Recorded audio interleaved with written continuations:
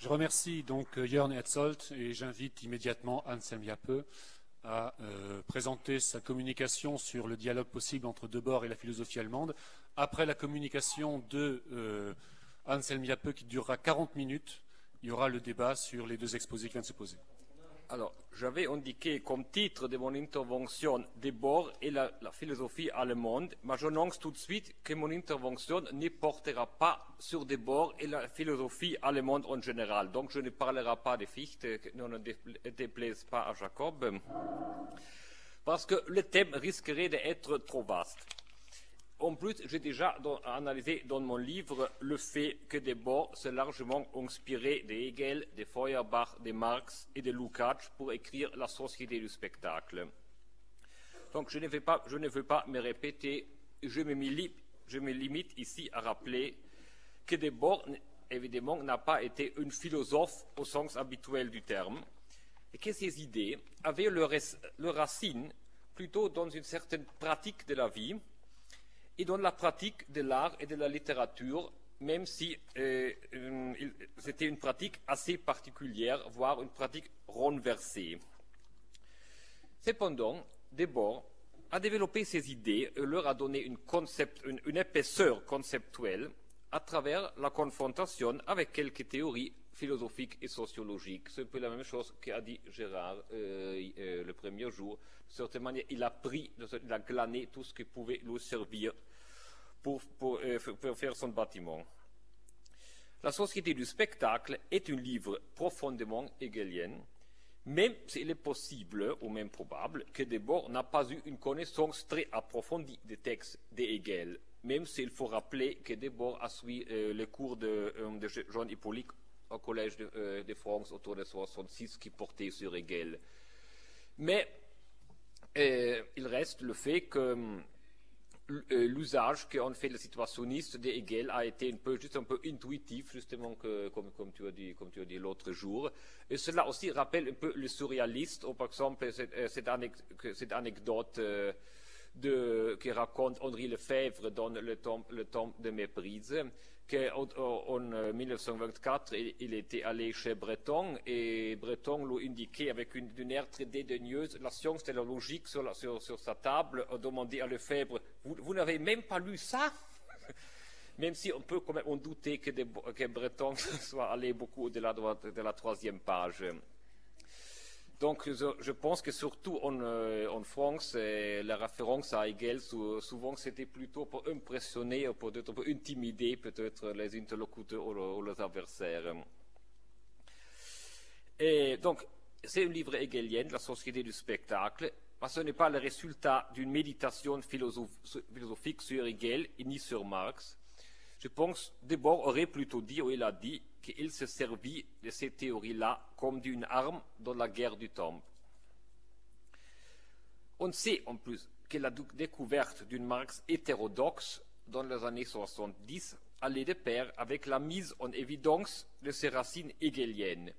Évidemment, chez les théoriciens allemands comme Adorno et Marcuse, mais aussi chez certains auteurs moins connus et plus engagés dans une relecture philologique de Marx, tels que Roman Rosdolski, Hans-Georg Backhaus ou Helmut Reichelt, qui ont beaucoup travaillé sur le récit vraiment hegelien de Marx. En France, au contraire, Hegel était connu à cette époque-là, surtout à travers la lecture plus en para-existentialiste qu'en avait donné Alexandre Kojève dans les années 30. On peut donc dire que la société du spectacle est une des rares contributions françaises à ce qu'on appelle, en termes un peu scolastiques, le hégélo-marxisme. Et il convient aussi de mentionner que Debord, à la fin de sa vie, lorsqu'il s'était, selon certains, complètement détourné de toute pensée marxiste ou philosophique, qu'en vérité, Debord croyait encore qu'avoir donné cette contribution à l'hégélo-marxisme français a été un de ses mérites. Mais l'hégélo-marxisme et la pensée dialectique d'Hegel en général ont subi, à partir des années 70, l'effort déclin qu'on connaît. Et si Marx a résisté beaucoup mieux que Hegel à l'assaut de la pensée postmoderne, il reste que parmi toutes les différentes manières possibles d'entendre la pensée de Marx, l'interprétation hegelianisante aujourd'hui est assurément la moins répandue, au moins dans les universités et dans les médias. Il y a beaucoup d'autres manières de Marx postmoderne, de Marx réinterprété à la lumière de la philosophie analytique, etc. Je pense que l'interprétation hegelianisante ont très peu de public. Naturellement, on peut y voir la preuve du fait que cette pensée est définitivement dépassée et simplement inadéquate à saisir les enjeux actuels, ou on pourrait aussi, au contraire, y voir une conséquence du fait qu'on n'a pas pu vraiment intégrer cette théorie, c'est-à-dire l'hégélo-marxisme, dans la pensée unique. Mais, de toute manière, la quasi-disparition de l'hégélo-marxisme a partie liée avec la lutte, c'est une véritable lutte, qui a été livrée contre un concept qui lui est étroitement attaché, le concept de authenticité.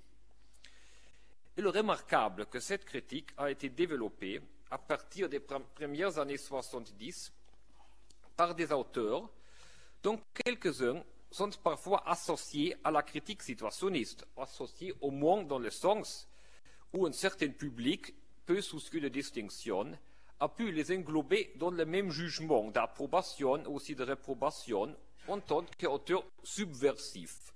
Je me réfère en premier lieu à Gilles Deleuze, mais aussi Jean Baudrillard. Mais je ne vais pas en parler davantage, parce qu'en vérité, la pensée rhizomatique ou le concept de simulacre sont ce qu'il peut y avoir des plus éloignés de la pensée de Debord.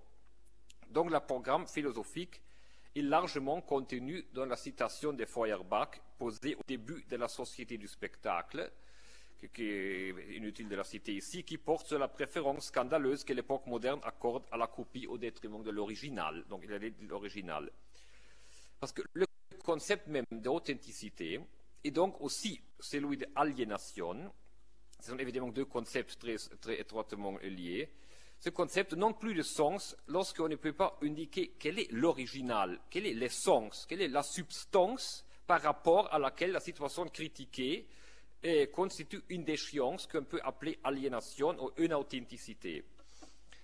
Et on peut remarquer avec quel acharnement on s'est appliqué dans ces dernières 40 années à déconstruire les notions même d'aliénation et d'inauthenticité, mais évidemment sans que le phénomène habituellement désigné par ce terme ait disparu du monde, long s'en faut.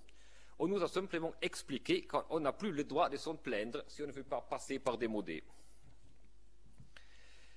Il n'est pas nécessaire ici d'insister sur la centralité du concept d'authenticité chez Debord.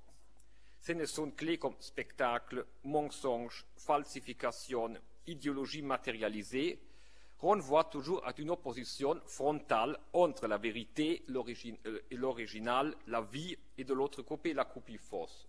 On a déjà parlé ici.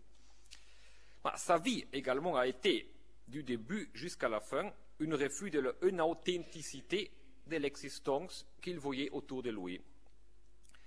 L'international situationniste représentait assurément, et je pense que c'est une des raisons de la fascination qu'elle continue à exercer, elle a représenté la convergence la plus accomplie entre les deux genres de critiques du capitalisme qui distinguent Luc Boltanski et F. Chiapello dans leur livre Le Nouvel Esprit du Capitalisme, où ils parlent de la critique artiste qui est centrée largement sur la critique de l'inauthenticité à partir du milieu du XIXe siècle, d'abord dans des petits cercles artistiques, et la critique sociale, donc plutôt liée au mouvement ouvrier. En effet, Lies a démontré qu'il n'est pas un destin pour la critique sociale de se borner au syndicalisme ou aux avatars du stalinisme, ni c'est un destin pour la critique artiste de contribuer seulement à rendre plus flexible et plus performant le capitalisme contemporain, parce que ce sont les écueils effectivement réels dont parlent Boltanski et Chiapello dans leur livre. Alors, il est en question, comment Debord fonde-t-il le concept d'authenticité face à l'objection évidente et surtout répétée à l'époque déconstructionniste et postmoderne, l'objection selon laquelle l'original authentique est lui aussi une création de l'homme et ne peut pas prétendre à une supériorité ontologique, quitte à définir une nature de l'être humain ou de retomber dans le platonisme pur. Bien sûr, d'un côté, il y a une évidence de l'authentique qui est ancrée dans le sens, et Debord ne manque pas de faire référence, au-delà de toute justification philosophique. Le pain industriel, ce n'est pas un pain authentique. Le Paris sans les Halles et avec les quartiers latins transformés en attraction touristique n'est pas le Paris authentique. Et les théories gauchistes ne sont pas une critique sociale authentique. Mais Debord ne se limite pas à cette fondation que je dirais extra-conceptuelle de la notion d'authenticité, basée, pour ainsi dire, sur l'usage de la langue vraiment au sens physique et du nez. Il se réfère également à la conception de l'essence humaine qui était celle du jeune Marx. Suivant Feuerbach, dans les manuscrits de 1944, Marx parle du Gattungswesen, ce qu'en France on traduit, ce n'est pas très clair en France, on dit l'essence générique ou l'appartenance de l'homme à son genre nature. De toute façon, cette essence de l'homme n'est pas donnée une fois pour toutes chez le jeune Marx, mais fait partie du devenir historique. Il n'est donc pas nécessaire de donner une réponse ontologique à l'interrogation sur cette essence qui se voit trahie dans l'aliénation. Mais là aussi, j'ai consacré quelques pages dans mon livre, et maintenant, ici, je ne vais pas en parler. Parce que ce n'est pas la seule fondation de la notion d'authenticité chez Debord. Une fondation tout à fait aussi importante semble se trouver ailleurs. Debord distingue une tombe authentique et une tombe inauthentique. Ces affirmations sur les différentes formes de temporalité et le rapport avec la vie individuelle et collective offrent des parallèles surprenants avec la pensée de Hannah Arendt, notamment avec la conception de l'histoire et de l'agir qu'elle a exprimée dans la condition de l'homme moderne, un livre paru en 1958, donc la même année d'ailleurs que le premier numéro de la revue internationale situationniste. Alors ici, il ne s'agit pas du tout de savoir si Debord a lu Arendt ou en limite le contraire, de même qu'il n'est pas essentiel de savoir si Debord connaissait les écrits de Günther Anders, parce qu'on a eu même une petite polémique sur ce sujet, ou s'il connaissait Adorno. Ce n'est pas nécessaire pour mettre en relief quelques parallélismes objectifs. Parce qu'ici, ce n'est pas la biographie ou la philologie qui sont en jeu, mais les convergences objectives qui peuvent se produire dans une époque lorsque des individus avec des parcours très différents et vivant en des contextes très, très divers, comme Debord à Paris dans les années 50 et Hannah Arendt aux États-Unis, peuvent arriver à des conclusions qui ont quelque chose en commun. On peut dire que les conclusions de ce genre, cette espèce de convergence parallèle, sont parmi les plus significatives pour comprendre une époque, pas seulement pour comprendre le parcours de certains penseurs, mais à travers les penseurs ou à travers des personnes, comprendre l'époque dans laquelle ils ont vécu. Alors, l'attention à la qualité du temps distingue toute l'œuvre de Debord. Mais ici, je rassemblais un peu de citations, donc d'ailleurs, on a même déjà entendu ici, du genre, l'attitude citationniste consiste à miser sur la fuite du temps, le principal drame affectif de la vie après le conflit perpétuel entre les désirs et les réalités hostiles au désir semble bien être la sensation de l'écoulement du temps dans le rapport sur la situation. Plus tard, il dit que le temps lui, c'est-à-dire il parle du processus inepte, le temps lui fait peur parce qu'il le fait de sauts qualitatifs, de choix irréversibles, d'occasions qui ne reviendront jamais. On a déjà cité une dernière phrase de Ingirum. La sensation de l'écoulement du temps a toujours été pour moi très vive et j'ai attiré pour elle comme d'autres sont attirés par le vide ou par l'eau. Ou il dit aussi, encore, la sensation de l'écoulement du temps se trouvant être le fond universel de la poésie lyrique. D'accord, et on passe. Mais Debord ne parle pas seulement du temps bien ou mal vécu, du temps intensif de l'aventure, de la dérive, de la situation vécue pour l'opposer au temps mort de la répétition et du travail. Donc, la société du spectacle, et notamment dans le 5e et dans le 6e chapitre, il offre une explication historique des deux types de temporalité. Cette pensée du tombe historique, qui est quelque peu négligée par les commentateurs, est un des aspects les plus intéressants de la théorie des Debord. D'ailleurs, j'étais content, je l'avais déjà remarqué dans mon livre, que ce chapitre semble le moins lu, le moins commenté de la société du spectacle. Ce n'a pas beaucoup changé dans les 15 années, donc j'étais quand même content ce matin d'entendre Sandrine un peu se référer à ce chapitre. Quand même, justement parce que ces chapitres ne sont pas très connus, je vais brièvement le résumer en m'appuyant sur mon livre, parce que c'est nécessaire pour la suite de mon raisonnement. Selon Debord, l'essence humaine, au lieu d'être une donnée fixe, immuable, est identique au processus historique compris comme autocréation de l'homme dans le temps. Donc, au début du 5e chapitre, il dit d'abord l'homme, l'être négatif qui est uniquement dans la mesure où il supprime l'être, est identique au temps. Et là, donc, il y a une citation hegelienne déjà. Donc, s'approprier sa propre nature signifie avant tout s'approprier le fait d'être un être historique.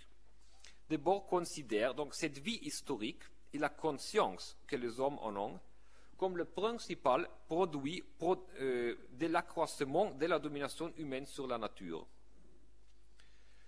Alors, Debord explique que tant que prédomine la production agricole, donc plus ou moins jusqu'au XVIIIe siècle, la vie reste liée au cycle naturel et se présente comme un éternel retour. Les événements historiques, tels que les invasions ennemies, apparaissent comme des troubles venus de l'extérieur. Donc, c'est-à-dire les paysans, ils continuent toujours à faire leur même vie liée au cycle naturel. Et parfois, peut-être tous les 50 ans, ils passent une horde de Mongols, ou on proclame un nouvel impérateur, et tout cela. De toute façon, tout cela leur passe littéralement au-dessus de la tête. Le temps même a donc un caractère purement naturel et donné. Il commence à acquérir une dimension sociale lorsque se forment les premières classes au pouvoir. Donc, c'est-à-dire plus ou moins chez les Sumériens, en Mésopotamie, Chine, Égypte, etc. Celle-ci non seulement s'approprie du surplus matériel que la société réussit à produire, c'est le début de la société des classes, mais n'étant pas tenues de passer tout leur temps dans les travaux, ces classes peuvent aussi se consacrer aux aventures et aux guerres, parce que classiquement, donc, ceux qui font évidemment ont toujours fait toutes les couches aristocratiques dominantes, c'est essentiellement la chasse et la guerre. Tandis que la base de la société demeure immuable de génération en génération, parce qu'il faut se souvenir qu'après l'âge de fer jusqu'à la révolution industrielle, on n'a pas eu une véritable révolution dans la base productive. Il existe déjà au sommet un temps historique. Temps historique signifie temps irréversible, dont les événements sont uniques et ne se répètent pas. Parce qu'évidemment, ce qu'on fait, par exemple, un roi, les campagnes militaires qu'il fait, les bâtiments qu'il fait construire, etc., ce sont des événements qui ne rentrent pas dans la même cyclicité comme la vie des paysans. Donc, il en est le désir de s'en souvenir et de le transmettre, c'est-à-dire la première forme de conscience historique, par exemple aussi dans les chroniques de rois, etc. Pour un petit nombre de personnes, l'histoire commence déjà à prendre une direction, un sens et une signification. D'ailleurs, c'est assez hegelien que Debord identifie ces trois termes, direction, sens et signification. Ce n'est pas la citation littérale, mais il dit plus ou moins ça. Et ceci aboutit aux premières tentatives pour comprendre l'histoire, survenue dans cette démocratie des maîtres de la société qui est le monde des polices grecques. La police grecque.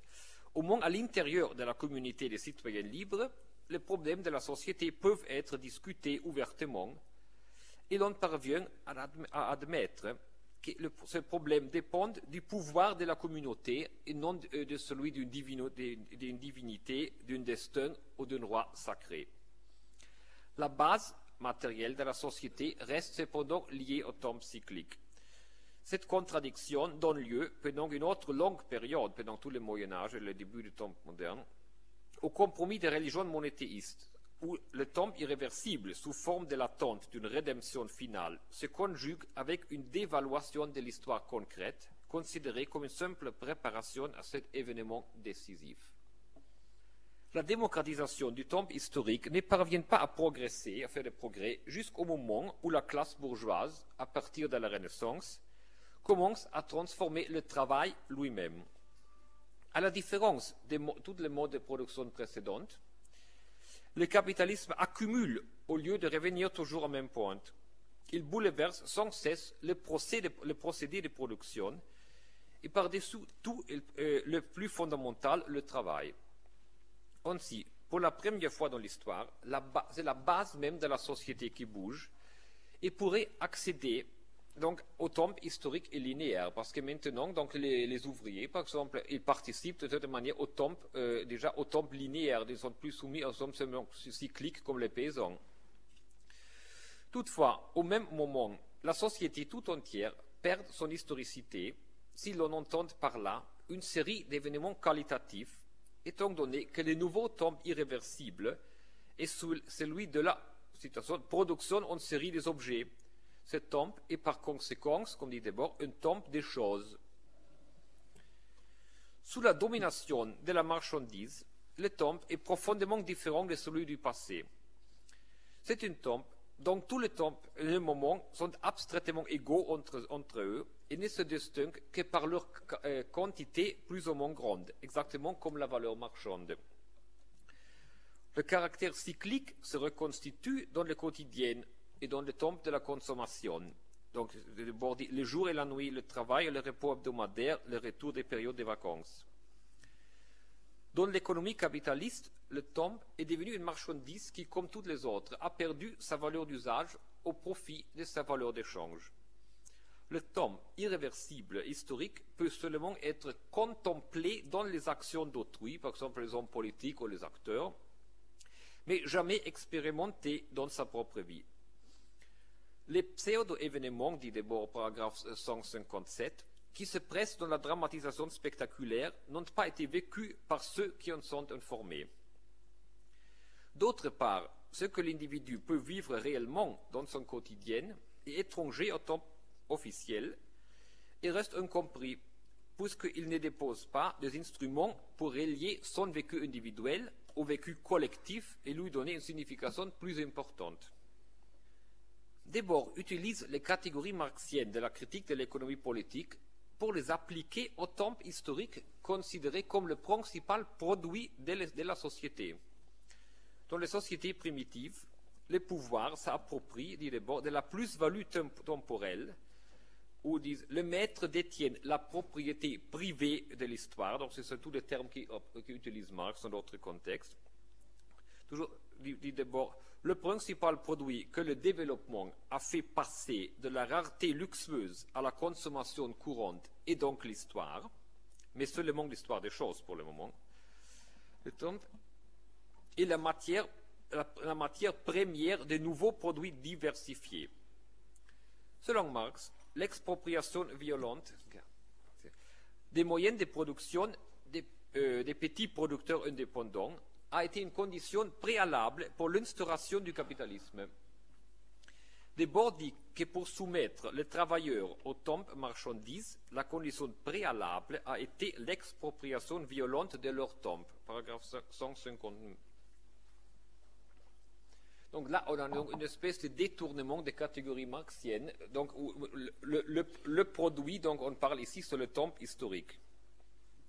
Donc, il faut dire le temps historique pour Debord n'est pas simplement identique au temps linéaire, parce que le temps linéaire est aussi le temps de la production marchande et de ses révolutions, donc il n'est pas toujours positif, ce n'est pas toujours le temps authentique, de même que le temps inauthentique n'est pas non plus identique au temps cyclique, parce que le temps cyclique est aussi le temps naturel et biologique.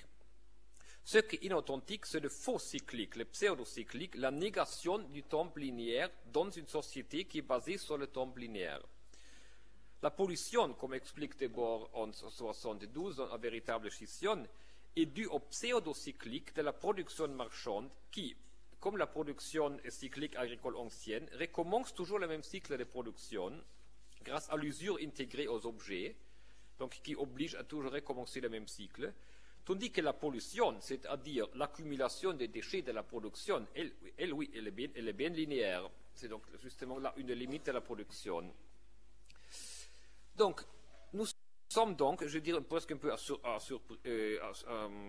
surpris face à une explication pas très matérialiste de l'histoire. Donc ce n'est pas vraiment le matérialisme historique que nous voyons dans cette analyse de Debord. Le rôle du développement des forces productives, certes, n'est pas nié, mais plus fondamental semble ici le rapport des individus, des groupes et de l'humanité tout entière avec le temps et donc avec la mort. C'est donc bien un fondement existentialiste, entre guillemets, ici, dans cette analyse de Debord. Mais la différence, c'est que ce rapport avec le temps et la mort est lui-même, chez Debord, sujet à l'évolution historique et aussi au même développement des forces productives. Donc là, d'une certaine manière, un certain matérialisme historique retourne. Il n'est pas une constante anthropologique comme pour l'existentialisme classique. Le mot central à propos du temps dans ces pages de Debord est irréversible. Du moment que les premiers individus et groupes ont commencé à sortir de la cyclicité pure, ils ont découvert qu'ils avaient une seule vie à jouer face à la mort et au temps irréversible. Mais la question si, comment et surtout qui peut jouer ce jeu est une question historique avec un fondement bien matériel. Tandis que très longtemps, il n'y avait que des petites minorités qui avaient accès à cette véritable humanité, par rapport à laquelle l'existence des autres, vouée à être engloutie par la nature cyclique, reste une existence presque animale. C'est justement la révolution dans la base de la société opérée par le capitalisme qui a généralisé cette possibilité d'une vie historique démocratisée à la portée de tous. Et c'est la tâche de la révolution sociale de rendre effective cette possibilité que le capitalisme crée et manie au même temps. Ce que Debord appelle de ses voeux, il ne le formule pas d'ailleurs dans le terme d'une société juste, sans exploitation ni misère, etc. Parce qu'il faut quand même toujours se souvenir combien Debord est éloigné de toutes les revendications et contestations de gauche. Il la formule essentiellement en tant qu'accès à la vie historique. La construction des situations, les passions, la révolution de la vie quotidienne sont des manières d'accéder dans la vie de tous les jours à la vie historique. Et cela veut dire à une vie unique, digne qu'on s'en souvienne un jour. Et c'est exactement ce que le spectacle nie et ne permet plus, même plus à des minorités comme avant. Alors ici, évidemment, je ne vais pas résumer les théories d'Arendt, mais je vais seulement rappeler la distinction fondamentale qu'elle établit dans la condition de l'homme moderne entre le travail, le faire et l'action, et qu'elle retrouve à la base de la vie grecque, de ce qu'on appelle les miracles grecs. La fonction de la police évidemment dans le sens des villes anciennes, était précisément de rendre possible cette vie dans le cadre du temps irréversible dont parle Debord. Hannah Arendt dit « La police devait multiplier les occasions d'acquérir la gloire immortelle, c'est-à-dire multiplier pour chacun les chances de se distinguer, de faire voir en parole et en acte qui il était en son unique individualité. L'une des raisons, sinon la raison principale, de l'incroyable floraison des talents et des génies à Athènes, et aussi du rapide déclin, à peine moins étonnant, de la cité grecque, elle dit, c'est précisément que du début à la fin, elle eut pour premier objectif de faire de l'extraordinaire un phénomène ordinaire de la vie. Debord attribue, lui aussi, ce caractère à la police, et il envisage le retour élargi de cette condition comme résultat de la lutte des classes modernes. Il écrit en 1979 « On reverra, dit-il, une Athènes ou une Florence dont personne ne sera rejeté, étendue jusqu'aux extrémités du monde, et qui, ayant abattu tous ses ennemis, pourra enfin se livrer joyeusement aux véritables divisions et aux affrontements sans fin de la vie historique. » Le contraire de cette vie historique, et par Hannah Arendt comme pour Debord, la vie quotidienne, la routine de la vie privée et du travail, l'éternelle reproduction des bases vitales. Selon Arendt, la société moderne est devenue un foyer, un espace privé. Elle dit, citation, l'essentiel est que la société, elle dit la société moderne, à tous les niveaux, exclut la possibilité de l'action, laquelle était jadis exclue du foyer.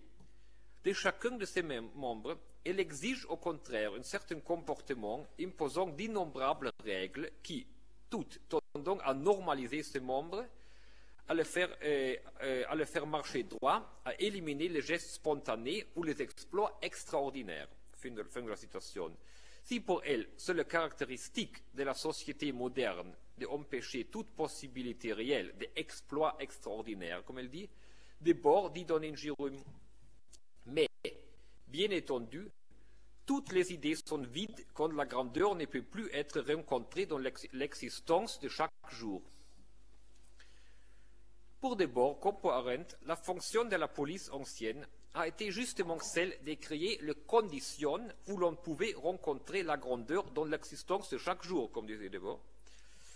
Et tous les deux se demandaient si dans la modernité on épouvait, malgré tout, rétablir ces conditions de manière élargie et démocratisée. Par exemple, dans la figure des conseils ouvriers qui est chère à tous les deux. Le contraire se trouve dans une société visant seulement sa reproduction à travers le travail et à travers un travail de plus en plus soumis à la bureaucratie. Pour Arendt, citation, l'employé et l'homme d'affaires dans notre monde font aussi peu partie de la police que les esclaves dans l'Antiquité. Dans notre monde, il n'y a plus d'aspiration à l'immortalité, mais seulement à la vie. Pour Arendt, la vie, donc ce n'est pas un concept si positif comme pour le situationnisme. Elle entend avec ce mot le processus vital potentiellement sempiternel de l'espèce. Elle dit, citation, et donc le seul but à supposer qu'elle en eut un était la perpétuation de l'espèce homme. Aucune des facultés supérieures de l'homme, toujours citation d'Arendt, n'était nécessaire désormais, dans la modernité, pour relier la vie individuelle à la vie de l'espèce. La vie individuelle fit partie du processus vital, et tout ce dont on avait besoin, c'était de travailler, d'assurer son existence et celle de sa famille. Le dernier stade de la société du travail, la société d'employés, exige de ses membres un pur fonctionnement automatique, fin de la citation, et cause une évolution générale vers la passivité et vers l'abandon de l'individualité. Mais ce qu'Arendt appelle dédaigneusement la simple vie de l'espèce, ou le processus vital, n'est pas autre chose que ce que Debord appelle la survie ou la survie matériellement équipée. Alors, je ne vais pas trop insister sur les convergences entre les approches de Debord et d'Arendt, qui restent évidemment très différentes, voire opposées à beaucoup d'égards, et pas seulement dans leur appréciation de Marx. De toute manière, rapprocher Debord et Arendt peut aider à comprendre mieux certains traits de la pensée et de la vie de Debord, surtout ceux qui cadrent mal avec l'image du révolutionnaire moderne, tel qu'il a été codifié dans les 2 derniers siècles, et surtout dans les dernières décennies. Ce trait chez Debord, ce trait qui ne cadre pas, je dis, semble plutôt ressortir de sa conviction que le véritable but de la vie individuelle et de l'existence en société est de pouvoir réciter un rôle unique dans le grand théâtre du monde. Ce serait donc un genre de spectacle bien différent. Cette possibilité existe virtuellement pour tout le monde, mais à défaut, elle peut au moins être réalisée par quelques-uns. Selon Arendt, citation, la vraie grandeur humaine, pour les Grecs pré-platoniciens du moins, était censée résider dans des actions et des paroles. Elle était plutôt représentée par Achille, l'auteur, citation de l'Iliade, l'auteur des grands faits et le diseur des grandes paroles, que par le faiseur d'œuvres ou le fabricateur et même les poètes et l'écrivain. Fin de la citation de laisser le concept d'histoire. Alors, il est sûr que Debord était un diseur des grandes paroles, et non au simple sens qu'il serait un écrivain, parce que déjà l'écrivain c'est moins que le grand mot, mais au sens chez Debord de la parole comme acte historique elle-même. Et justement, ici, on en a parlé, par exemple, que le mot historique ne travaillait jamais, qu'il a écrit sur les murs, a été vraiment un acte historique, surtout par le fait qu'en effet, après 15 ans, il a été réapparu dans le grève générale sauvage. Donc c'était une espèce de coïncidence parfaite entre le grand mot et le grand acte. En plus, Debord, par exemple, a admiré donc, quand même, beaucoup Saint-Just, et là aussi, il y avait cette espèce de coïncidence entre les grands mots très lapidaires et les grands actes. Et en général, donc, les mots, en arrêt, on insiste quand même beaucoup sur le fait que donc, la véritable action, elle est immatérielle, donc elle est créenne. Donc, de cette manière, le grand mot historique, c'est presque l'acte acte historique par excellence, justement parce qu'elle reste dans sa immatérialité, elle ne crée pas d'œuvre.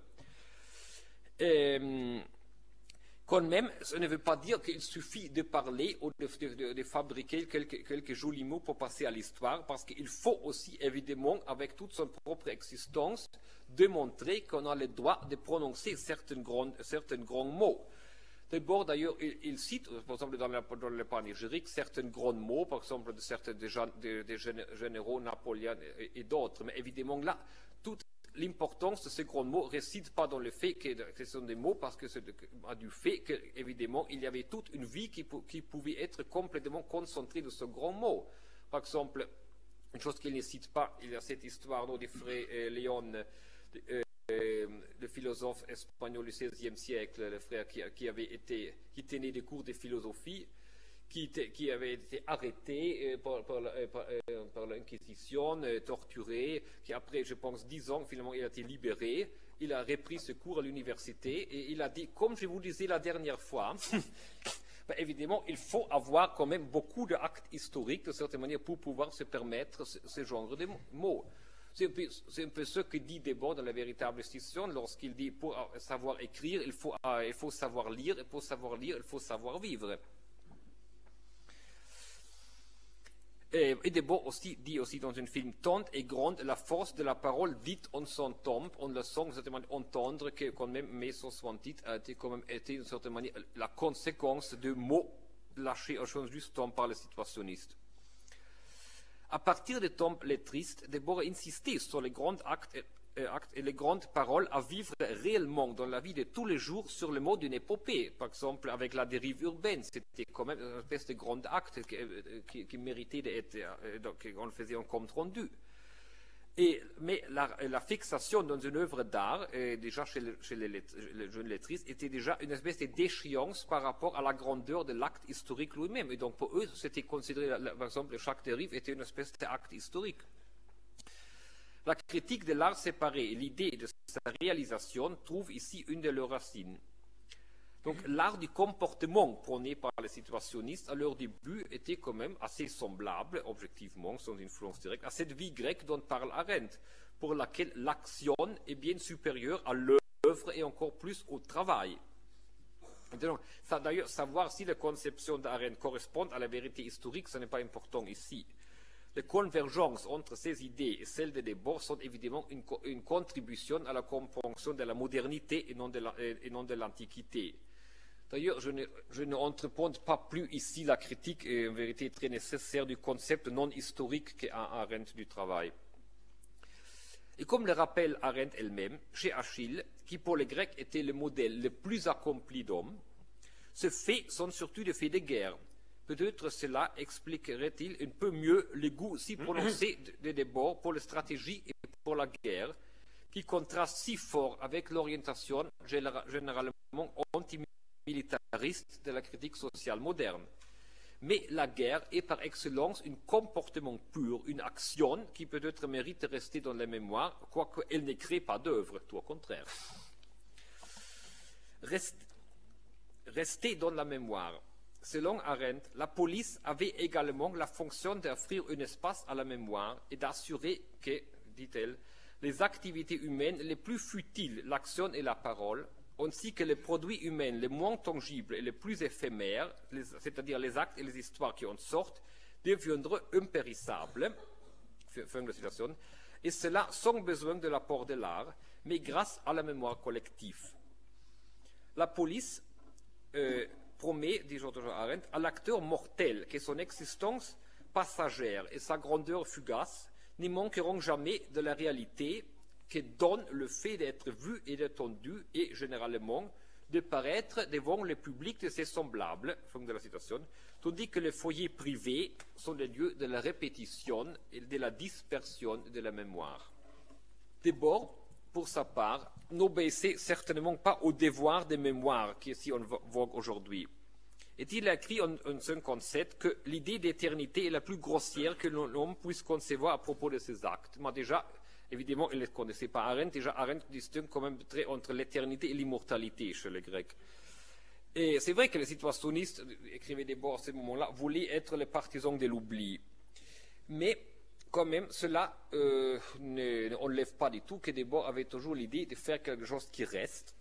Il a toujours eu soin de laisser des traces, de donner des témoignages de tous ses actes, de mettre tout dans une archive réelle ou imaginaire. Assurément, ce n'était pas pour les médias, ni pour l'idée banale de postérité. C'était plutôt pour comme disait Arendt, paraître devant le public de ses semblables, comme disait Arendt en parlant des Grecs.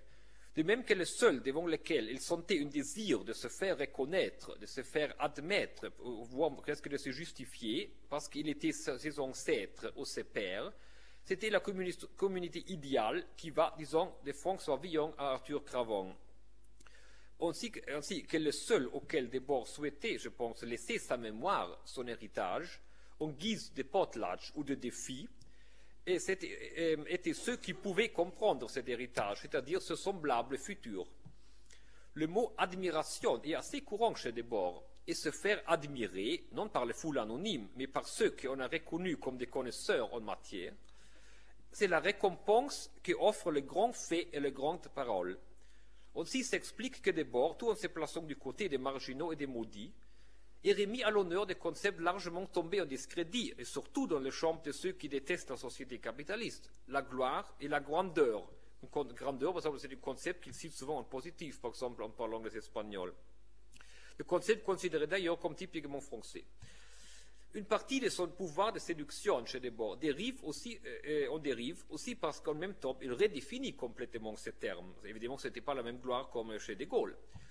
En effet, chez le poète espagnol Jorge Manrique du XVe siècle, par lui traduit, il ne note pas seulement, comme il dit, l'idée de la gloire historique reprise dans l'Antiquité, mais Debord souligne aussi que le plus beau est sans doute cette leçon, si indirectement énoncée, qu'il faut combattre pour son droit véritable, expression de Manrique, qui est celui qu'on l'a fait soi-même.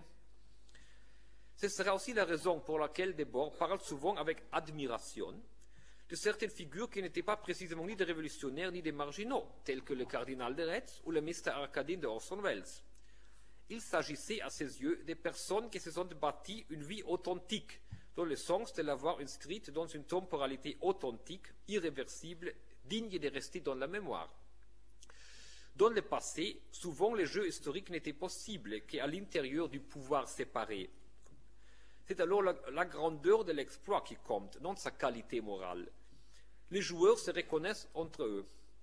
Il faut toujours se souvenir jusqu'à quel point la critique que porte Debord à la société marchande spectaculaire n'est pas une critique de en bas, comme l'est presque toujours la critique de gauche. Ce n'est pas une critique de la part des victimes, des petits, des méprisés, des offensés, humiliés. Ce qu'il reproche au spectacle, c'est plutôt d'avoir empêché aux grands hommes d'accomplir leurs entreprises. Aussi s'explique alors pourquoi il s'est contenté finalement de réaliser cette vie historique pour lui seul, étant donné qu'à ses yeux, personne d'autre n'était à la hauteur. Là, c'est bien sûr son opinion personnelle, et nous ne sommes pas obligés de le partager. Mais il reste que jadis, il était tout à fait normal, par exemple dans le roman du XIXe siècle, pour un jeune de vouloir faire quelque chose de grand dans sa vie. Aujourd'hui, on verrait mal comment s'y prendre. Comment aspirer à une grandeur qui ne soit ni médiatique ni banale, comme du genre carrière politique. Si dans la deuxième moitié du XXe siècle, on avait encore cette aspiration, et si l'on pensait que ce ne sont pas les foules qui décrètent la grandeur, ni les institutions, alors il fallait probablement s'y prendre comme l'a fait Debord. Dernière page. On comprend ainsi plus aisément certaines de ses prédilections intellectuelles. Par exemple, son amour pour les théoriciens du pouvoir à tous ses niveaux, Machiavel, Clausewitz, Gracian. À la différence, par exemple, d'une Gramsci, Debord ne tente pas de déguiser Machiavel en démocrate secret et d'en faire une ponction de l'émancipation. C'était d'ailleurs de l'opinion pas seulement de Gramsci, mais déjà, par exemple, de Ugo Foscolo. Il semble y voir plutôt quelque chose de similaire à Arendt lorsqu'elle écrit, citation, « Le seul théoricien post-classique qui, dans un effort extraordinaire, peut rendre à la politique sa dignité Entrevit cet abîme et quel courage il fallait pour le franchir, fut Machiavel. Machiavel qui montra comment le condottiere s'élève d'une basse condition jusqu'au premier rang, de la vie privée au principat, donc des conditions communes à la gloire des grands exploits, pour quitter son foyer, à l'origine, afin de se embarquer vers l'aventure et la gloire, de concept cher à Debord. Plus tard, afin de se consacrer simplement aux affaires de la cité, il fallait du courage, puisque c'était seulement au sein de la famille que l'homme s'occupait en premier lieu de sa vie et de sa sécurité. Fin de la citation arendtienne. Pour Debord, les penseurs de ce genre sont des guides pour ceux, donc pour les esprits forts, qui veulent réaliser une vie historique sur la scène du monde. Enfin, à partir d'ici, on pourrait aller, mais le temps me manque maintenant, je dois finir, vers des considérations sur la politique. Debord a récusé ces concepts de politique. Mais si l'on entend le mot politique dans un sens plus vaste, Debord a toujours été un acteur, un fauteur de la politique au sens où il prônait l'action humaine contre tout déterminisme, même marxiste, et contre tout objectivisme figé. Il approuve le jeune Marx pour laquelle il s'agit d'une compréhension de la lutte et nullement de la loi. Il faut alors organiser, dit Debord, les conditions pratiques de la conscience, de l'action révolutionnaire, au lieu de se fier à un développement qui se déroule comme un processus naturel. Toujours en présentant Manrique, Debord affirme: on peut reconnaître quelques traits plus modernes encore dans cette manière impersonnelle d'attribuer au cours du monde les résultats de nos propres opérations historiques. C'est donc que Debord n'est pas d'accord avec cette espèce d'opération anonyme. Et l'action ne consiste pas nécessairement dans la conduite de foule. Je crois que Debord serait d'accord avec Arendt lorsque celle-ci met en relief la puissance que peuvent avoir, grâce à leur cohésion, des petits groupes, voire des révoltes populaires, malgré leur faiblesse matérielle. En se référant à l'époque présente, Arendt parle du citation, caractère révélatoire de l'action comme de la faculté de produire des récits et de devenir historiques qui, à eux deux, forment la source d'où jaillit le sens, l'intelligibilité qui pénètre et illumine l'existence humaine. Sous cet aspect, dont l'importance existentielle est extrême, l'action aussi est devenue une expérience de privilégiés, et ces derniers qui savent encore ce qu'est d'agir sont peut-être encore moins nombreux que les artistes. Leur expérience est peut-être encore plus rare que l'expérience authentique du monde et de l'amour du monde. Fin de la citation, on dirait presque qu'elle parlait de situationnistes. En effet, bien plus que sur la démocratie moderne, les thèses d'Arendt, aussi bien que celles de Debord, semblent déboucher sur une éloge des minorités agissantes, ou par exemple, comme disait Debord, sur une espèce de conspiration des égaux. C'est un peu la conception grecque de la démocratie. Personne n'est exclu par sa naissance de la démocratie, mais on a, quand même, il faut se mériter tous les jours de participer à l'entreprise. Et donc, ce n'est pas un hasard si Debord a affublé Eliès de l'épithète shakespearienne de Band of Brothers.